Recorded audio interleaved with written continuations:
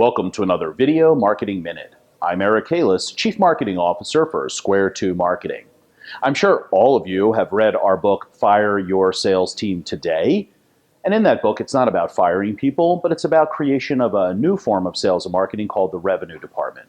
And the concept of the revenue department is very simple. It's taking the old-fashioned sales department and the old-fashioned marketing department, smashing them together and making one new department called the revenue department. And in the revenue department, everybody's focused on the same thing, driving revenue. So now there's no conflict between sales and marketing. Now that's the concept in the book, but still there are some shortfalls with the current sales and marketing model. You see, buyers are so much savvier today, and sales processes are even more complex. So how do we, as entrepreneurial companies, able to take buyers through their journey and make sure they give you the purchase order at the end? What happens is that there's a lot of disconnect between sales and marketing. The sales team is not using all the marketing tools that the marketing department is creating to make sure that there's a fluid, even conversation going on from beginning to end of the sales process. Why?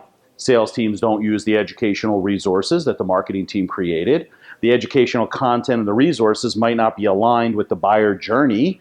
And of course, we don't get the close rates that we're looking for.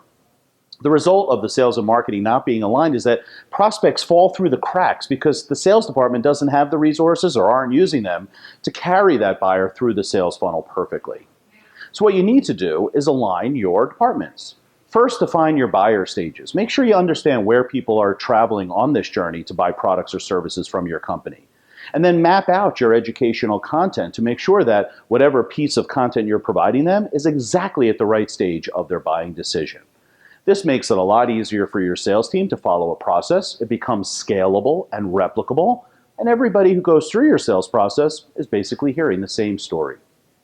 I got some extra tips for you today. It's called the circle backs. You know what happens? Circle back after you either close a deal or lose a deal and let the sales and marketing departments compare notes so they can tighten up that process even more.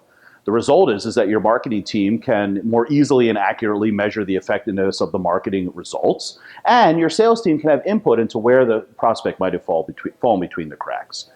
This is easy stuff to talk about, but hard to implement. Get your sales and marketing team together, talk about these issues, and I guarantee you an immediate lift in your closing rate. I hope I got you thinking differently about sales and marketing today. For more information like this, don't forget to check out square2marketing.com, and we'll see you next week.